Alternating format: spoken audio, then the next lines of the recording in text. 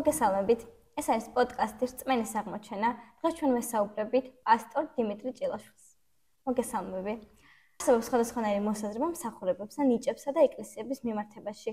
ჩვენ გვაქვს ბიბლიაში რამდენიმე მუხლი ამასთან დაკავშირებით და მინდა ეს თემა განვავრცოთ და შენი აზრი დაგვიფიქსირო ამ მუხლებთან დაკავშირებით.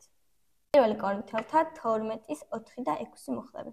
სხვადასხვანაირი ნიჭი, მაგრამ სული ერთია. მსახურებანიც სხვადასხვანაირია, უფალი კი ერთია. მოქმედებანიც სხვადასხვანაირია, ხოლო ღმერთი ერთია, რომელიც ამოქმედებს ყველას ყველაში. საინტერესო კითხვა არის და იმედი მაქვს საინტერესო იქნება პასუხიც. რა თქმა უნდა, ეს არის ძალიან მნიშვნელოვანი ადგილი, სადაც პავლე მოციქული კორინთელთა მიმართ, სადაც ძალიან ბევრი ღმერთის სულის ნიჭი მოქმედებდა, ეკლესიას წერს, რომ სხვადასხვანაირია ნიჭი, მაგრამ სული იგივეა. მსახურებანიც სხვადასხვანაირია, უფალი კი იგივეა. მოქმედებანიც სხვადასხვანაირია, ხოლო ღმერთი იგივეა, რომელიც ამოქმედებს ყველას ყველაში.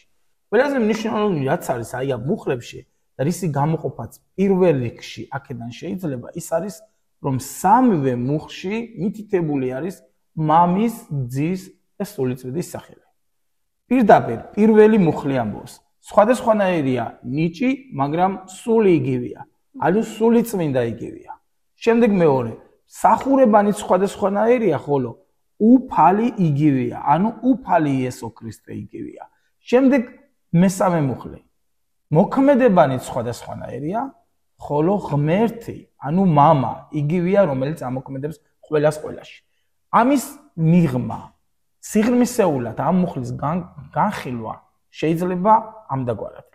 ნიჭებს ღმერთის სული, ანაწილებს ეკლესიებში და შემდეგ თუ კარგად წავიკითხავთ, ჩამონათვალი არის ყველა ის ნიჭი, რაც ეკლესიებში მოქმედებდა და რა თქმა უნდა დღესაც უნდა მოქმედებდეს. დღესაც მოქმედებს, ამის თქმა პირდაპირ შეგვიძლია, რადგან არის მრავალი ეკლესია, სადაც იგივე ნიჭები მოქმედებს, რა ნიჭებით პირველ საუკუნეში და თუნდაც კორინთელთა ეკლესიაში მოქმედებდა. ამიტომ თუ არის განსხვავება ხანდახან და შეხედულება თუნდაც ადამიანური ან ეკლესიური ან გადმოცემების მიხედვით, აი ამ მუხლებით ჩვენ ვაბათილებთ ყველანაირ ადამიანურ განმარტებას ან შეხედულებას, იმიტომ რომ სხვადასხვანაირი არის ნიჭი. ვერ იტყვის ერთი ეკლესია ან ერთი დენომინაცია ან რომელიმე ადამიანი ჩვენთან რაც მოქმედებს, იგივე უნდა მოქმედებდეს შენგან, ან არაფერი არ უნდა მოქმედებდეს შენთან, იმიტომ რომ ჩემთან არაფერი მოქმედებს.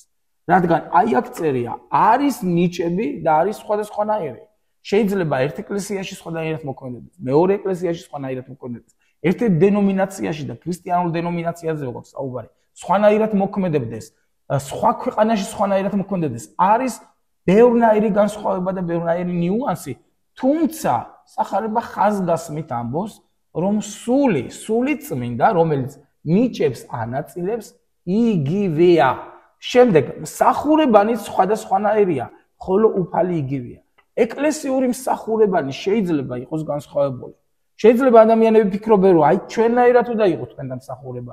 როგორც ჩვენთან ხდება, აი ასე უნდა ხდებოდეს. სხვადასხვა რიტუალი შეიძლება, სხვადასხვა მსახურება, სხვადასხვა მოქმედება, მაგრამ ასე არ არის. ახალებას ჩვენ ხედავთ, რომ მსახურებები სხვადასხვანაირია, ხოლო უფალი იგივე არის. განსხვავება ქვეყნებს შორისაც, კულტურას შორისაც სხვადასხვანაირი შეიძლება იყოს, მაგრამ რეალურად უფალს ცემენ თაყვანს. პირველ რიგში ღმერთი ადამიანს უყურებს შინაგანში და ადამიანის გულს ხედავს და შემდეგ რა თქმა უნდა გულიდან გამომდინარე მოქმედებას. შემდეგ მესამე ადგილი, მესამე მუხლი.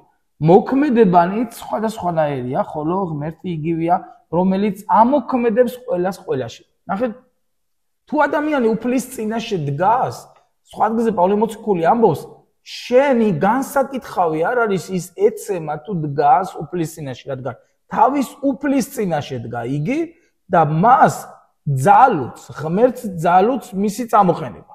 ნახეთ, თუ ადამიანს რაღაც წინააღმდეგობა შეხვდა, ან თუნდაც დაბკოლება, ან თუნდაც ისეთი მდგომარეობა დაემართა, რაც ცოდვასთან ან უმართლობასთან დაკავშირებული იყო და ეს შეიძლება უნებლიეთ ჩაიდინა, ღმერთს განა არ სურს მისი წამოყენება, განა არ სურს მისი შეცვლა, განა არ სურს ღმერთს რომ კვლავ განაახლოს და კვლავ მისცეს მას შანსი და განახლება.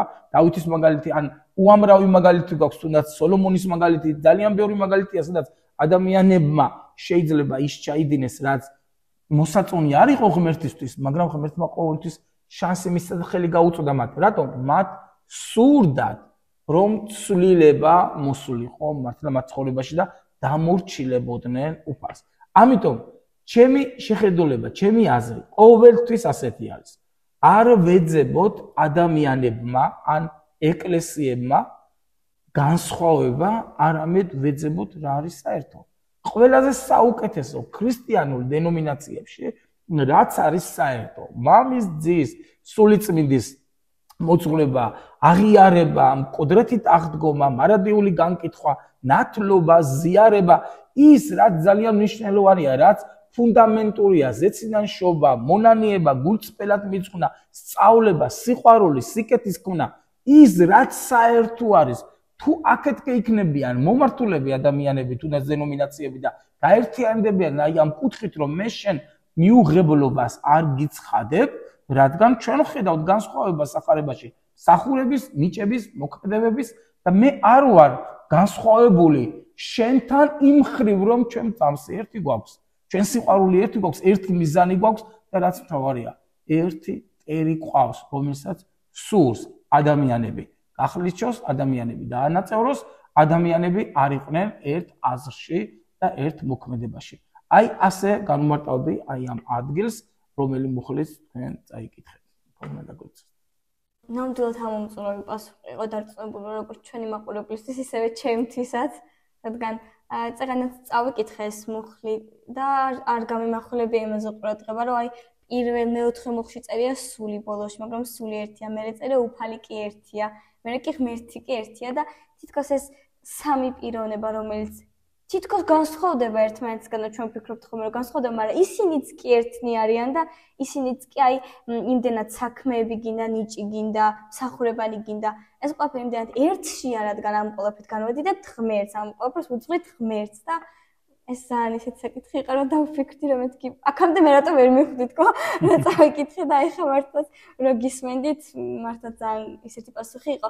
უბრალოდ აი იმაზეც ვფიქრობ, რომ თუნდაც მსახურება, როცა ქადაგებენ, თუნდაც გალობა ამ ყველაფრით, აი ჩვენი საქმით მართლა ეს ყველაფერი ღმერთს ეძღვნება და მას განვადიდებთ სიტყვით გინდა, ქმედებით გინდა, სიკეთით გინდა, რომ გავალთ და ვიღაცას რომ დავახმარებით, ეს ხო სიკეთია, სიკეთე ხო ღმერთისგან მოდის და ეს ყველაფერი ძალიან მნიშვნელოვანია, რომ ყველამ გავიაზროთ, არ არის აუცილებელი მართლა კათედრასთან დავდგეთ და იქიდან ვიქადაგოთ, რადგან შეიძლება მეზობლად გყავდეს ადამიანი, რომელსაც ღმერთის სიტყვის გაზიარება სჭირდებოდეს.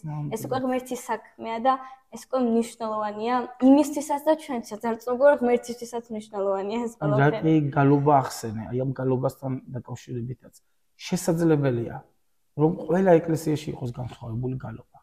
ღმერთი როგორ გალობას ისმის, როგორ თაყვანისცემას ისმის. ვინც სულით და ჭეშმარიტებით ადიდებს მას.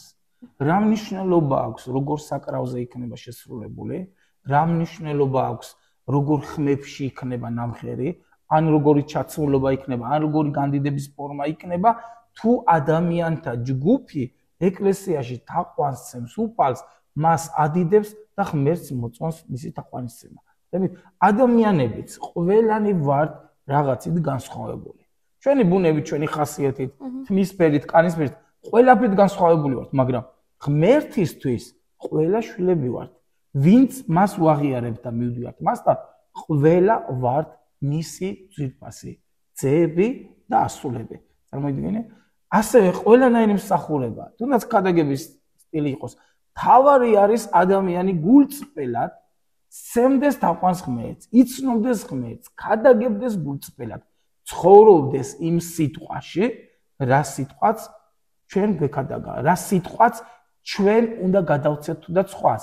იმიტომ რომ ყველაზე დიდი მნიშვნელობა იმას აქვს, როგორ ცხოვრობ შენ და შემდეგ რას ლაპარაკობ.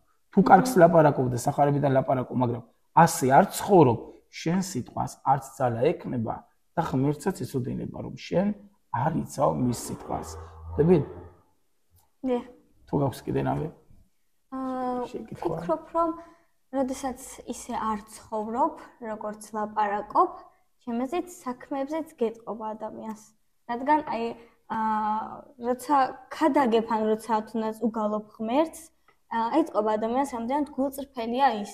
და რომ გადახედავ თუნდაც ხომ რომ გადახედავს შენს ცხოვრებას, მიხვდება მართლა ემსახურები ღმერთს, მართლა მთელი გულით ემსახურები და ეკლესიაში სხვა ხარ, ქრისტიანებთან სხვა ხარ და რეალურად სხვა გარემოცვაში მეგობრებთან ან სკოლაში ან უნივერსიტეტში სრულად განსხვავდები და სრულად სხვანაირად ცხოვრობ. ეს ყველაფერი ეტყობა ადამიანს სხვებიდან გამომდინარე, სხვა ადამიანებიც ფიქრობენ, რომ აი შენ თუ ეკლესიაში დადიხარ, მაშინ ეს სწორია? და რა თქმა უნდა გაუჩნდებათ ეგ კითხვა.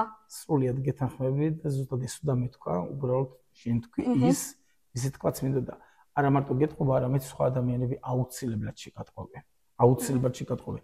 თუ ადამიანი ამ შემთხვევაში ისევ ღმერთთან არ აგვარებს, იმიტომ რომ არასწორებს სიტუაციას, არ გამოასწორებს სიტუაციას, აუცილებლად შეეტყობა, აუცილებლად წვებით შეატყობენ, ნაყოფებზეც დაეტყობა და ერთი ადგილი მინდა გავიხსენო. პავლე მოციქულის სიტყვებიდან, როცა მე მოვალო თქვენთან ერთ-ერთ ეკლესიას ეუბნება. გამოცდიო არა ქედმაღლულ სიტყვას, არა ქადაგებას, არა მჭერმეტყველებას და თქვენს შემეცნებას და ცოდნას, არამედ ძალას. რადგან თუ ადამიანი არ ცხოვრობს ღმერთის სიტყვაში, მის სიტყვას, ნაქადაგებს სიტყვას ძალა არ მოყვება. ძალა ვისი? ადამიანური არა. თქვენ მიიღებთ ძალას, რომელ ძალას? რომელსაც სულიწმინდა, სულიწმინდის ღებულება აძლევს ადამიანს. ანუ შენ როცა ღმერთისგან საუბრობ, ან ღმერთისგან მოქმედებ, ან ღმერთისგან გალობ, ღმერთის სულის თანდასწრება ძალა მოყვება. ძალა ადამიანთა ცხოვრებას და გულს ცვლის. ნამდვილად. ძალიან საინტერესო იყო ეს ყველაფერი. აუცილებლად სხვა დროსაც კიდევ სხვადასხვა საკითხებზე, მოხებზე მოგიწევთ. მინდა ჩვენ მომაყურებელმაც თუ რაიმე კითხვა ექნება დაგვიწეროს კომენტარებში და აუცილებლად შევეცდებით, რომ მაგ საკითხზე ჩავწეროთ ვიდეო. ახლა დაგემშვიდობებით და მომავალ შეხვედრამდე.